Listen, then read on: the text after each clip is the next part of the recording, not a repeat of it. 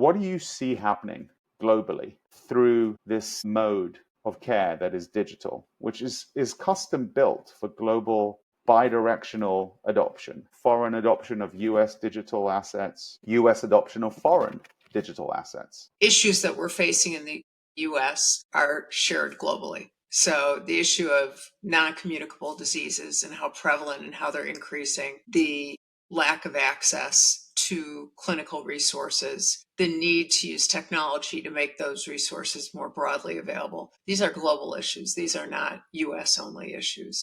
Everyone's running out of money and people. We're running out of clinicians. We have more and more sick and older people in many countries, or people who are just sick. Yep. Yeah. Welcome to Analyzing Healthcare podcast, brought to you by Scale Community. Scale Community is a global healthcare-focused member network where healthcare leaders come to connect, learn, share ideas, and shape what's next in our evolving healthcare landscape.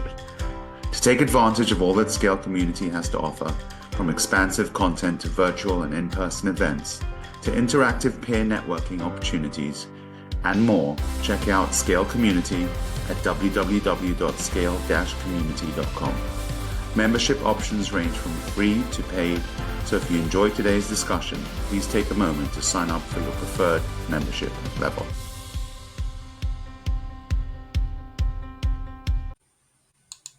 Okay, welcome to the Scale Community Analyzing Healthcare podcast. We're joined by Kyle Zebley and Ann Mond Johnson. Am I pronouncing your names correctly? You are. Yes. Okay, so Ann and Kyle represent the ATA, American Telemedicine Association, Ann being the CEO and Kyle being the SVP of Public Relations. For anyone who doesn't know the ATA, why don't we start with a description of what it does? Sure. And just to clarify, Kyle is Senior Vice President for Public Policy of the ATA and also Executive Director of ATA Action, which is our affiliated trade organization. The ATA is an association that really focuses on ensuring that digital, virtual health and healthcare are broadly available, and that we help convene the community of practitioners to ensure that it's done well, and that we have laws and regulations that support the promotion and expansion of it in a safe and accessible fashion. Thank you. Okay, so how do you define the scope of the ATA? Is it a function of the number of members, the size of annual donations? Can you give me some KPIs that gives me a sense of the scale of the organization? We have several hundred organizations that are members, and these include delivery systems, solution providers that provide the underpinnings of how things get done in the industry, and a number of professional service organizations, as well as life science companies.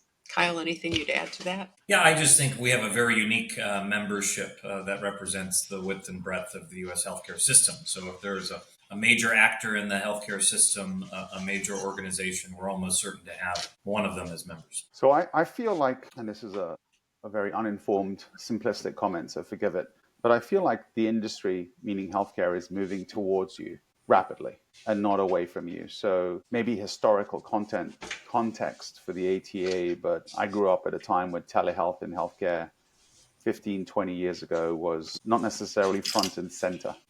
But with the inclusion of, and I couldn't help but notice that you mentioned digital health as well, we've moved way beyond telephones. And it feels like digital health is all encompassing. And if not all encompassing, soon will be. Both preventative care and ongoing continuous care. A lot of care is now being delivered digitally. Walk me through of digital health, telehealth, from an ATA perspective. How do you frame the history and where we are today? Sure, it's a great question. And I think for context, appreciate that the technology has been around for decades. And the ATA itself was started by the pioneers, the technicians, the clinicians who really created this industry and recognized an opportunity to use technology to enable care where and when it wasn't possible. And so that started with the telephone. and quickly evolved to video, which is what we're doing now. But this is pretty old stuff now, relatively speaking. And so today it includes a lot more in terms of digital remote monitoring, digital therapeutics. This is a much broader remit than what we had originally. Yeah, so just to list the things it now includes above and beyond the traditional modes of providing technology-based care. It now includes all RPM, I'm asking, wearables, AI agents, any kind of interaction with a digital site that's providing some kind of therapy. I know behavioral health has migrated into a heavy reliance on virtual care. So are you listing all of the above, or are there any in the above list that you're excluding? Like wearable devices, that's a fast growing category. Is that also under your remit? Yes, we have a very broad remit on behalf of our diverse community. We include all of the items that you mentioned, all the various modalities. There's the synchronous audio-visual modality that's kind of at its core, probably in most people's mind's eye, what we think of as telehealth, as Ann had mentioned, this kind of video interaction, but includes other devices that allow for asynchronous care, that allow for continual monitoring. And we are increasingly seeing, of course, artificial intelligence deployed at kind of every step along the way to allow for us to create bespoke, individualized care so folks can live healthier, longer, happier lives. And we're there as part of the real movement in this country, as you said, to drag us in our U.S. healthcare system out of the 20th century. Right now, you are right, healthcare is very much moving in our direction, but it's not a straight line. There are all types of regulatory and legislative barriers to the full adoption of it. And also, frankly speaking, it is one that requires continual building up a foundation of trust, making sure that people don't fall into their bad old ways. Fax machines are still very much alive in the U.S. healthcare system. These are people that very begrudgingly gave up their Blackberries and their pagers. And this is a healthcare community that, if left to their own devices, not because they mean ill will to anyone, they are obviously trying to do the best they can for their patients, they will slide back into old ways and old habits that haven't delivered for the American people. And what we're trying to do at the ATA and our advocacy arm, ATA Action, is obviously create good public policy that helps level the playing field for continued advancements in the use of technology to better our healthcare system. But we're also trying to tackle that really tricky bit, which is how do you change the culture? How do you change hearts and minds so that we are not allowing for old habits to take hold again, and we are taking full advantage of what's technologically possible now and will be into the future.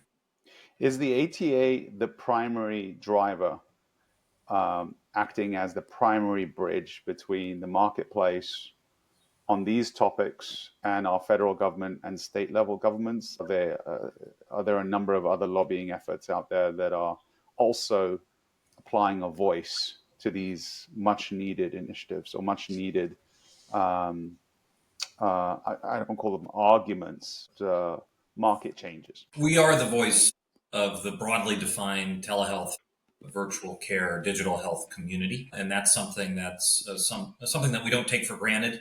We're very prideful of, and we know that we have to every day earn the trust of our membership and of the community, of the industry, of the public, of policymakers in order to maintain that reputation as the voice. Obviously, we've got wonderful partners, both that are part of our membership or other advocacy organizations, trade organizations as esteemed and historic as the American Medical Association, which is a member of the ATA, the American Psychological Association, American Psychiatric Association, other trade groups and industry groups that represent the healthcare community and other interests that are like-minded as us, that obviously have their own set of priorities and policies that they also seek to tackle. And we work with them in collaboration to try as much as we can to speak with one voice here in Washington, D.C. You raised state policy, and while we have a lot of wonderful peers and collaborators at the federal level, there are very few organizations like us. Indeed, I think we're the only one in the area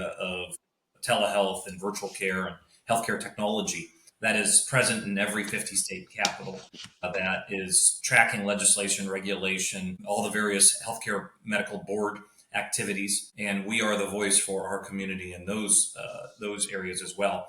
And in the federalized system that is the United States government, we end up actually getting as much, if not more, done through this very difficult work of working through each of the 50 states, because that's really where practice of medicine issues, licensure issues, commercial insurance issues, Medicaid issues, those are all what really are those are decisions that are determined at the state level. And so our member organizations live or die by what occurs at the state front of things. So can you share with me the size of your staff, how things have been evolving at your organization, the ATA, vis-a-vis growth, size of funding?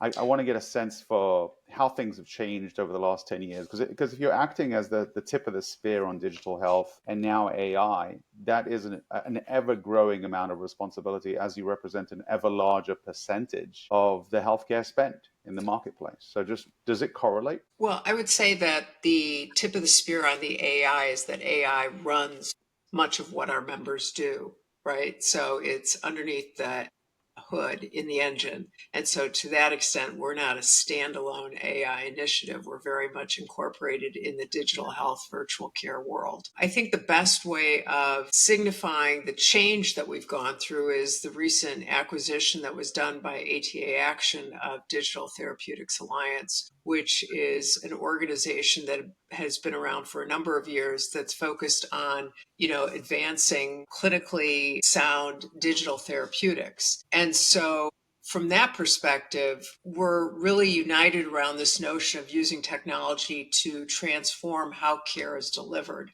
Because if you step back for a second, we know that there have been issues of insufficient resources, just problems of access across the country. We know that there are a number of therapies and services that can be done technology-wise that don't require in-person intervention, that are very focused on chronic conditions and improving chronic conditions like diabetes and cardiovascular health. So the idea here is to expand the remit, the aperture of the organization to reflect the growing change, and to acknowledge that as much as we appreciate the brick and mortar that is the hallmark of hospitals across the country, the physical infrastructure of healthcare, particularly in our rural communities and in many other communities, is really being challenged. And so our focus is to ensure that we use a clinically sound, common sense, trustworthy way of advancing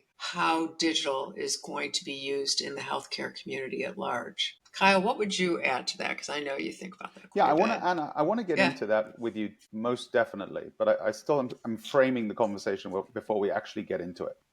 Okay. So just for the sake of my own mind, any stats you can offer me on the trend in your growth in staff and or budget over the last 5 to 10 years? So our organizations are funded by membership dues. Our members include delivery systems and all the other organizations that I referenced earlier. We have a very small portion of our funding that came from a grant that was given to us by the Peterson Health Technology Institute for work that we did on a digital infrastructure score and related mapping tool. And likewise, Kyle and ATA Action are, also funded by membership dues, and these are public, so those stats are available. And the reason why I ask is I have a sneaky suspicion that I'm going to end this podcast with a strong belief that you need more. That you're playing such a critical role on behalf of all of us. And sometimes we just don't appreciate big moving objects in front of us. I'm speaking on behalf of my community of outpatient ambulatory management teams. Mm-hmm. We had this last week where we spoke with 4 very recent directors of CMS, and I introduced them to 25 of our CEO members, and it completely changed how they view CMS and how they expect to, going forward, communicate with CMS. Mm-hmm. So we have these pivotal moments where sort of aha moments where we realize that we have great resources, we're not necessarily using them correctly. And I sort of view you in the same way. Well, I appreciate that. Don't you, Kyle? Yeah, we both appreciate that. we all have, I think, the same goal of trying to Yes. build a great infrastructure for our people to all benefit from, not just nationally, but globally. So, Correct. And and I go ahead. I was just going to say, for perspective, just to again speak to some specifics, we are very much custodians of our membership and their investment in us. We're running two separate organizations that are as aligned as they can be, legally speaking. We've got ATA, which is a 501c3 organization out there educating the public and putting in place idealized policy frameworks. We do convenings and other ways for members to engage, and we do our best to harness their collective intelligence. That's the organization that's been around for 32 years, that has hundreds of members. And then ATA Action is our advocacy arm. It's technically speaking a 501c6. It's a true trade organization akin to the American Medical Association or American Hospital Association. That's where all of our federal and state lobbying and advocacy is housed. It has a separate membership model, less members that are part of it, but frankly speaking, it needs more dedicated resources on a member by member basis by and large in order to do the effective lobbying and advocacy that's necessary to make those changes.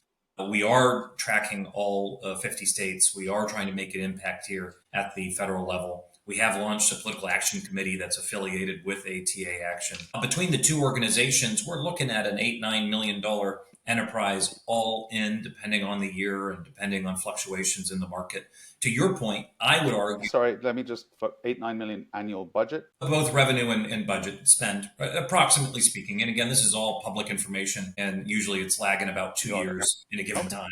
You can do a lot of damage with $8-9 million. So that sounds great. Well, a lot of positive change. Yeah. But listen, there are organizations... Unfortunate choice of words by me. No. But there are organizations 10, 20 times our size that I think we're considered peers with because of our outsized impact. But to your point, yes, every dollar that we receive, Ann and I are fierce custodians alongside about the 16 or so full-time staff that work between the two organizations. We have at least as many on a contracted basis that are the best of the industry. That takes investment, and we are always trying to do our very best to make sure that we're making those resources go as far as possible on behalf of an extremely diverse membership. And because we're out here trying to do a public good, every investment matters, but we're trying to better the healthcare system for every American. So we're trying to change things for 330 million Americans. And as it goes, the United States, so goes the world. We don't have, megalomaniacal tendencies, but what we're trying to do is truly mission oriented. It takes time, it takes resources, it takes the best minds possible. And we have a fierce sense of responsibility and a drive to grow our organizations, as we've done under Ann's leadership since he took over at the tail end of the last decade, to change the U.S. healthcare system for the better. And our healthcare system is not working for everybody. We know it. And there's no way you're going to solve these challenges without the work that we're trying to do day in, day out. I got it. Okay, let's get into the actual conversation now that I've framed it in my mind. That wasn't the actual conversation? Not at all. Okay. That was just the hors d'oeuvres. All right. Okay. So this is the part that I'm genuinely puzzled by and therefore primarily interested in. I'm trying to understand the inputs and the outputs when it comes to digital care that drive adoption. And I'm particularly interested in on the regulatory side. So if we assume, for the sake of argument, that digital care is critical, performs very well, evolves the same way that human in-person care evolves. So it gets better with time and therefore is always subject to some form of criticism, but ultimately has a critical role to play.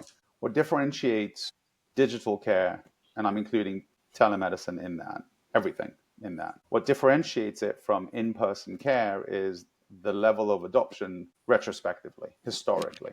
And I know, Kyle, you and I spoke, you're a history buff, so you'll appreciate that I look backwards before I look forwards. And so that presents a very interesting case study for me as an outsider looking in. It begs the question, why? And what can we do differently going forward? Because the rules we want to follow is if something is good and makes a difference, whether it's access or costs or outcome, all these things are critical in healthcare. We want the adoption. And yet we didn't really get it. And the reasons that I understood to drive the lack of adoption were, and these are these are also inputs, right? We'll get the output is the adoption. CMS, poor reimbursement, just didn't really want to pay very well for telemedicine, like for like care. You know, if you're providing behavioral health care through telemedicine, you're going to get paid less than providing it in person.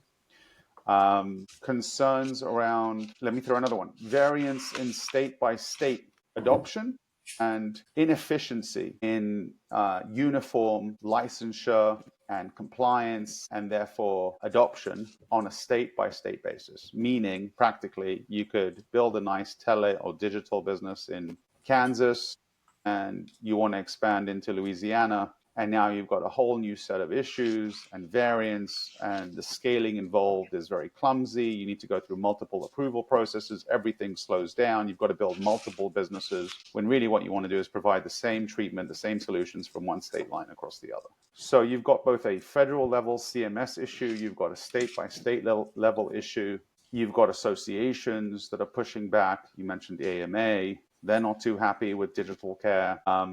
And you've got overarching themes like HIPAA and a general fear of technology within healthcare. My private information is going to be taken from me and misused. And so you end up with poor reimbursements, inefficient regulations, requirements, inefficient licensing, and poor adoption. That brings us all the way up to COVID.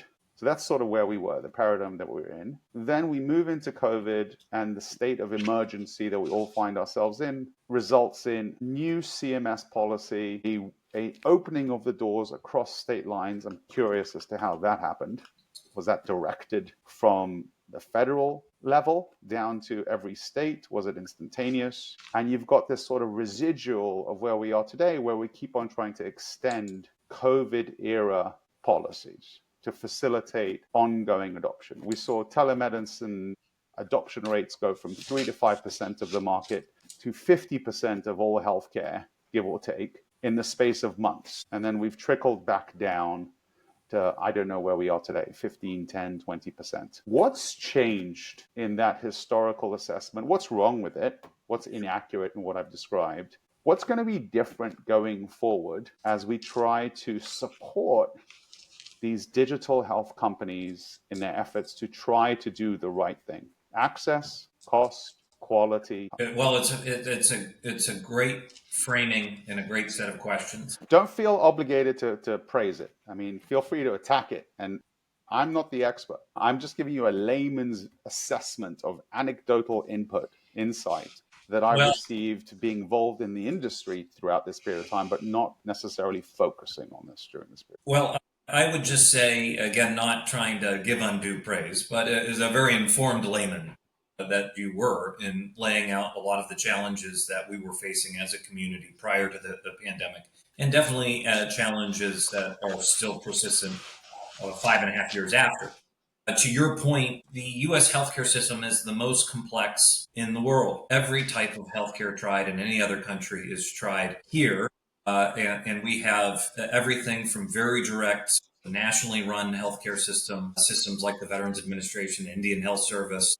We have national insurance systems like Medicare or Medicaid. We obviously have commercial insurance. And we also have an extremely robust direct-to-consumer, direct-to-payer market that telehealth actually succeeded very well in prior to the pandemic because there was no other way to get coverage or reimbursement for a significant number of services. And so, therefore, as with anything, necessity is the mother of all inventions. Also, catastrophes require change.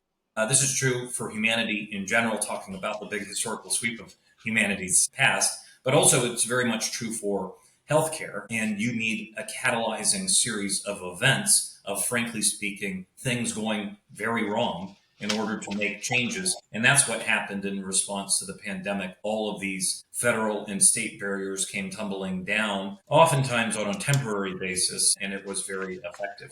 And also, to the point that you made, we have a very disparate series of decision makers, both in the private sector and at the federal and state levels of government. that make it very difficult to move the giant ship of state that is about 18% of our entire economy, to get that to move and change particularly rapidly. All the things that you mentioned are all the reasons why ATA exists and needs to exist, and all the reasons why we launched ATA Action, to try to seize the momentum coming out of the pandemic and all of these changes. Those huge changes in response to the pandemic were the decisions of all these disparate actors. To your question, it wasn't a federal preemption of state authority, for instance, that temporarily waived these licensure restrictions. Those were individual state determinations made in concert with all types of other pandemic era decisions like masks and social distancing. How many states relaxed their digital health restrictions during the pandemic? All of them. Okay. And virtually all of them have since gone back. There are ways to break down interstate barriers to care. It's a huge focus of the ATA and ATA Action, and will continue to be, arguably speaking, even an increased focus moving forward based on the needs of our community and the ability to do all this in a technologically appropriate, clinically appropriate way, with also not in any way making secondary the health and safety and well-being of patients. There has to be levels of accountability, and that's why so many of these rules are in place. But I think that, to your question, the reason why our healthcare system is structured the way it is very multifaceted. The United States is a very unique example of an extremely fragmented healthcare system. We spend a lot of money. Therefore, there's a lot of stakeholder interests that you have to parse through in order to make these determinations. And for change agents that we represent, for people that are trying to improve the healthcare system, trying to make it better, trying to make sure that we're not leaving so many massive numbers of people behind, you need a strong and effective voice. But it's not easy, and it requires the resources we have, and frankly, arguably speaking, far more that we don't, in order to make an effective difference in the most complicated healthcare system in the world that has so many different pinch points where favorable decisions could be made or unfavorable decisions could be foisted upon us. So let's assume CMS is fully on board. I'm surprised that it's taken them a while to be fully on board. That I know the CMS leaders, the folks in charge, going back 10, give or take years, their focus has been on continuous care, preventative care, monitoring outcome. These are the foundations of Medicare Shared Savings, of Medicare Advantage, the ACO program that was built, CMMI. These are their core themes. You would think that with that, a heavy push through incentives, better reimbursements, with an underpinning of digital care being a primary driver of these outcomes, would have been a core theme. Like, you wouldn't have needed to convince them. They would have already been on the case, driving reimbursements. Let's get back to that topic in a second. Put that aside. What is it at these state levels that existed before COVID and now once again is reinstated, that is at a very practical level, that is impeding operators from building great digital businesses across the country? And you say they've gone back. I'm aware of many digital care companies that have grown very happily over the last 5 years since COVID. Yeah. They have used the wind in the industry sails, and they've gone from local to national seemingly overnight. They've achieved scale. So I feel like this period of rapid digital growth is happening. And happening now over the last 5 years versus before. Wasn't really common to see that in 2015. Part of that is the technology wasn't there, the costs were too high, but part of it was this state variance. But when you say they've gone back to their old ways of doing business, these states, is it the variance? Is it the fact that every one of them has their own rules regarding how much care can be provided virtually versus direct supervision? Is it the accreditation requirements and they slow you down? What is it they've gone back to that's once again a significant impediment? Well, just to not let go unanswered real quick, CMS was very supportive, continues to be very supportive of telehealth, digital health. But why not? Well, then why not have Medicare pay you well? Why do I hear complaints? And I'll speak to these folk. I'll ask them the same question. The Liz Fowlers of this world, and the Minas and the Seamers. Why did I ever hear complaints about telehealth? Well, it's great, but we can't afford to do it because the reimbursements are so poor. Where did that come from? Well, before you even get to questions of reimbursement, you were never going to have any access to it because of law that was passed in 1997, still in place in 2020. That law had to be waived and continues to be waived by Congress, working with First the Trump administration, then Biden, now Trump again. So CMS has yet tremendous regulatory authority to expand access to virtual care services. They have. They've done that in concert with us. We praise them for it. But they're really impeded by lack of permanency from Congress in terms of what's in statute. When you come to So that affects the available budget. So they're supportive, but they don't necessarily have the funding. that affected their ability to cover it at all, period. The even more fundamental question of can they even reimburse it regardless of what the rate of reimbursement is. They have been reimbursing telehealth at a higher rate, an outpatient rate of reimbursement. And they have done that now for 5.5 years based on their sole regulatory authority. They haven't been forced to do it by Congress. I'm not saying that reimbursement is probably ever enough for many folks, and I'm not dismissing. I'm just looking for parity. Yeah, and that's what they're getting. That's what they're getting at this higher rate of outpatient level reimbursement. I think you will see concerns and complaints from folks, very well-meaning folks from across the board about levels of reimbursement in our healthcare system, be it Medicare or the much lower reimbursed Medicaid rates. They're still a fraction of what, about 80% of what commercial insurance pays. That's true across the board, whether or not you're talking about telehealth or not. But I think if you don't even get to... That's neither here nor there. Everyone faces that issue. Yeah. So I think we're just talking about ever expanding levels of coverage and reimbursement. We want to move towards a value-based payment system for all types of payers, because that's, I think, what will fully capture the value of telehealth when you're not doing everything fee for service and you're moving away from that mindset. That's going to be years, if not more decades to come. And that's something that obviously we've got to continue to play in this fee for service world. And I think we do a very good job of it. But I just want to put that on the table. To answer your question on the state level, just real quickly. Before you go there, and I'm thrilled that you remember that. Yeah. I'd love to hear the answer to that. This law, this 1997 law. Yes. Give me some more color on it. That sounds awful. Yeah, it was included in the Balanced Budget Act of 1997. And it was actually... We're going back to Newt Gingrich days. That's right. And a deal worked out with the Clinton White House. And it actually was, it's a classic example of a law that's fixed in stone that was beneficial at the time because it was the first ability to cover telehealth at all in the Medicare program that ended up being an albatross around the neck of our community come 2020 because Congress wasn't doing its appropriate job of either having a flexible law that responds to the time or updating laws. But choose one or the other. They chose the worst option, which is just leave it in place. But what that 1997 law said was if you were in a geographic rural area, if your originating site was a provider's office, you would have access to some reimbursable telehealth services. That's what was about technologically imaginable with all the technology required in 1997 to deliver effective telehealth services. But by 2020, in the advent of the iPhone,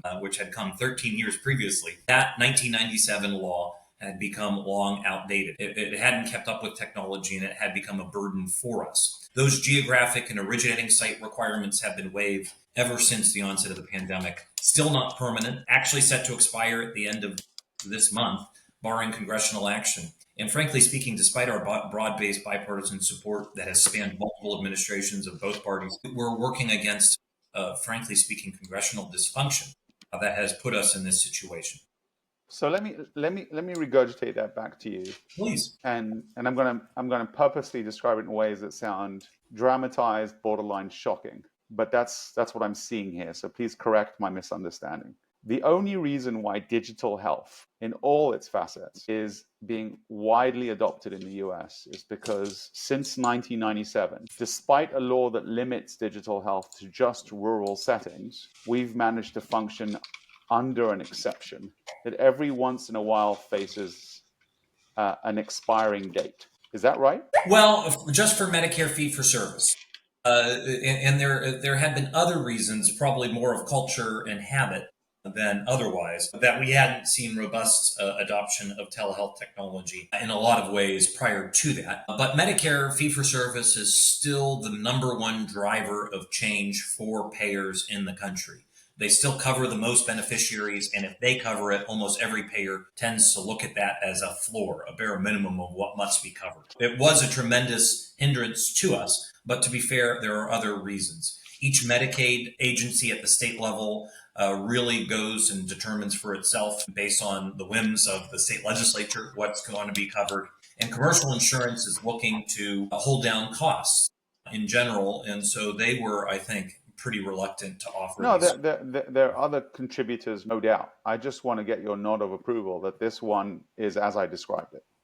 This law, It was a major 1997, hindrance. is Yes. truly the albatross that I'm describing. Yes, that still rears its ugly head every time we get close to the end and expiration of these flexibilities. And we've only got about 26 days as of today that left Let's of these assume, many. let's assume the exception does expire in 26 days. What happens the following Monday? You've got Well, millions of encounters of digital health happening in non-rural settings. Are they illegal? for Medicare fee for service, yes. And that will have a lingering impact that will ripple for months up to about a year and a half before it is devastating to our community. But most immediately, the day after, every Medicare beneficiary that is a fee for service beneficiary, so about 50% of the total Medicare, or over 65 age population in the United States, they will have had access the day before, and they will lack access. About 99.9% of them will lose access. And it's not to say that the providers can't offer it. It's just that they won't get reimbursed. It will be devastating. It will be crippling. It will not be allowed to stand. Because this is every state, this is every congressional district, this is every region of the country. These are very active folks. We're fighting on their behalf, whether they know it or not, to make sure that they don't lose that access. And this is all despite the fact that we have... This is just a reimbursement issue, which is meaningful enough. I would think this is also a compliance issue. Well, you would become non-Medicare compliant at that point. That's you would be doing it as charity, or you'd be doing it with the expectation that you'll get reimbursed down the line. It's what is allowable from a reimbursable basis, from our perspective. It sounds horrible. All right, back to this state question that I asked. Yes. What is the primary dagger in the business plan that these states impose when they go back to their old ways of interpreting digital health? And what I meant by old ways was every state, virtually speaking, had waived licensure requirements, and every state stopped waiving it within about a year and a half of the onset of the pandemic. So that's what we're talking about. In reality, when you talk about all types of other practice of medicine laws, modality and technology laws, and other favorable policies, every state has changed their laws because of our urging and our activities. Every state has changed their laws for the better on the other side of the pandemic to make it more conducive to telehealth. But it's intrinsic in our federal nature that we have these challenges. It's part of our system of government. The federal government only has so many areas of authority, and areas to make uniform healthcare policy. The vast preponderance of areas that affect healthcare delivery continues to be a state-by-state concern. So even if all 50 states were doing variations of favorable policies, they would not be the same. And it would require quite a degree of money, investment, time, energy for you as an organization that seeks to deliver care in more than one state to comply with each of those states. That's true for healthcare. That's true for every area of the United States economy. Yeah, look, to be fair, I think there's a counter argument to this. If I'm a psychiatrist practicing in California and I take a trip to Texas, I can't just start seeing patients, right? I need to become accredited in Texas. And so this idea that telemedicine, digital health is being marginalized, being mistreated. I'm looking for parity before we get to the larger question of how should we rebuild our entire system. I'm not sure that one checks that box. I think the issue here is that virtual care, which is really built for rapid scaling and doesn't see boundaries because it doesn't have fixed assets, tangible assets, it has virtual assets, is being impeded by an old way of doing business, which is every state has its own licensing requirements. Is that a fair description? Yes, it is, and for understandable reasons. And we have to allay concerns from people of good intentions that we work with all the time. But there has to be accountability if something goes wrong on behalf of the patient.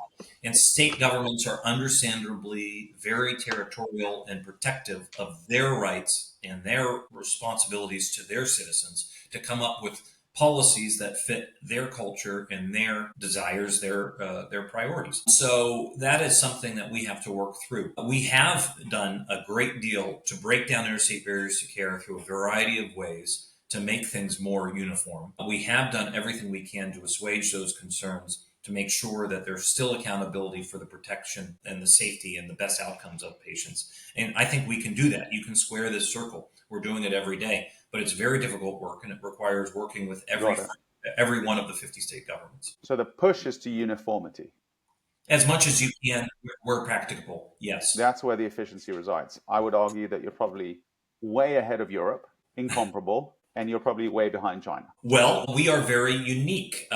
We have tremendous areas of state sovereignty, tremendous areas of state discretion. And that's how our founders decided was the best course of action for the states. We have decades. As much sovereignty as you have, I would imagine. Well, you have the European Union, which was created for this primary purpose of creating uniformity. But I still get the sense that Spain has a lot of sovereignty over its healthcare licensing requirements versus Germany versus Scandinavia. Tremendous, but there's still, Spain has one licensure authority. Canada has one licensure authority. Australia has one licensure. We're getting to know each other. I don't see America and Spain as comparable. I see America and Europe are comparable. I understand. Spain is comparable with Texas. Right. Well, in that regard, then, you obviously are correct. But we're very unique as a federal system, even compared to other federal systems, to get into the weeds, and the disparate nature of our licensure system, for good or ill. Yeah. Okay, so the last topic that I'd love to cover with you is pushing out further, thinking over the next 5 to 10 years. A couple of trends seem visible to me. The clouds is a bad metaphor because they're very positive trends. The weather patterns seem visible, but they all flow very much through your organization. So again, I think the role the ATA plays is so important here. When you think about some of the largest potential changes in healthcare here in this country over the next 5 to 10 years. One of them is the substitution of a local market mindset with an international, global market mindset. US healthcare is still US healthcare. We don't really use the term US banking that much. I mean, if we're being specific about a US issue, then we focus on it. But otherwise, it's investment banking, it's global investment banking, just to use an example. If we talk about US healthcare, we don't really feel the need to talk about global healthcare unless we're talking about public health and public health issues. But as an industry, it's all very local, and we're the most technologically advanced healthcare industry in the world, and yet we're still local. What do you see happening globally through this mode of care that is digital, which is custom built for global bidirectional adoption, foreign adoption of US digital assets, US adoption of foreign digital assets? It's right there for us. Any noises, any traction there, any discussions? I mean, are there additional impediments that foreign actors will face trying to enter Texas above and beyond what a California digital health actor faces trying to enter Texas? I would imagine the answer to that is probably yes, but I'm curious. What are you seeing? Ann, do you want to... Go ahead, Kyle, on the policy or regulatory side. I will preface comments, though, by saying that the issues that we're facing in the U.S. are shared globally. So the issue of non-communicable diseases and how prevalent and how they're increasing, the lack of access to clinical resources, the need to use technology to make those resources more broadly available. These are global issues. These are not U.S.-only issues. Everyone's running out of money and people. We're running out of clinicians. We have more and more sick and older people in many countries, or people who are just sick. Yep. Yeah. And we see the same thing, Ann. Mm-hmm. Yes. So is there a reason for optimism? Are we going to be seeing more supply from Japan anytime soon, or we're still going to be relying on Texas-based clinicians to provide care to Texas-based patients 20 years from now? I think what you see in an organization like ours is the opportunity to collaborate and to share how things are done. What does good look like? And what good looks like can be pretty uniform in terms of ensuring that clinicians are trained, that they're comfortable using resources, the digital resources, to get things done. So I think that the level benchmarking that you do, for example. Benchmarking, practice guidelines. I think the other is that we're not saying that it's only virtual. We're saying that it's hybrid. There are going to be instances where in-person is going to be absolutely essential. And local. For sure. Local. And nonprofit and all of the above. I'm just looking for you both to give me that thumbs up optimism that it's going to happen. And in our lifetime, the change that we need to make room for digital health to be what it's supposed to be, which is global, fluid, dynamic, impactful, that it's going to happen. Give me the good stuff. Should I get excited? I think absolutely. And I'm pathologically optimistic. I believe this. And so, yes, there's signs of optimism across the board. And I think that it's a great call to action to remind others who are not engaged in this work to get engaged, because it takes gas to run the engines, quite frankly. I'm relying on the two of you. I'm busy trying to convince the US market. I'm doing this now in Europe too, that we need to stop thinking of healthcare as local. And we need to think of it as global, national. Absolutely. Yeah. But you two represent the tools that I think are going to be most demonstratable for what I'm describing, right? If I can't spend all day long talking about international healthcare if there's no collaboration between international parties. It's pure theory at that point. I need it manifested in practice. Kyle, what are your last thoughts? Yeah, there is a great deal of collaboration. Under Ann's leadership, we talk to folks around the world here at the ATA. Right. The problem doesn't exist in the food industry. It doesn't exist in the automotive industry. They have different issues. When you have a meal today, Kyle, they do. All industries have issues. But the one issue they don't have is, Kyle, if you have food today, it's coming from 20 different countries. Right. Listen, healthcare system still has this local mindset, still has a regional, a national mindset for all the reasons you mentioned. That was put on, in spades and made very clear during the pandemic. We're also dealing right now with macro geopolitical forces that are really questioning some of the interdependency that had built up in the 3-4 decades prior to the last few years. The kind of post-war international consensus. And so we have to deal with that. But the direction is appropriate. The ability to deliver care across state lines, across international lines is clear. The technology that underpins it is absolutely still very much global in nature. If you're talking about medical devices, if you're talking about pharmaceutical products, if you're talking about AI delivery systems and software as medical device and all of the underpinning for the technology that's being used, it's very much globalized. But when we think about all the possibilities of how much further we can go, again, in a way that puts the patient front and center, you're not going to do that without the work we're doing. And you're not going to be able to take full advantage of these leaps forward in technology without talking to our friends, not only around the United States, but around the world. So Ann and I, like we had said, are very optimistic. Healthcare is changing. It's changing for the better. It's just not going to be without a lot of trials and tribulations along the way, both from government, but also, again, from culture. We've got to continue to change hearts and minds of the public to make sure that they know that they have a role to play here in getting good policy across the line and continuing to make these forward advancements. I want to tease American patients with the notion that there'll be a day where they will only seek behavioral health treatment from Spanish psychiatrists, because they will clearly be the best psychiatrists in the world. And they will only seek urological care from Greek urologists. And they will only seek dental care from Nigerian dentists. We haven't even begun to have a global comparative advantage discussion on delivery of care. And yet other industries have been doing this for centuries. So I'm excited for that time. I hope it happens in our lifetime. I think it will. And it's going to blow our minds. And Kyle, I really thank you for your time today. Thank you. And I look forward to our collaboration for months and years to come.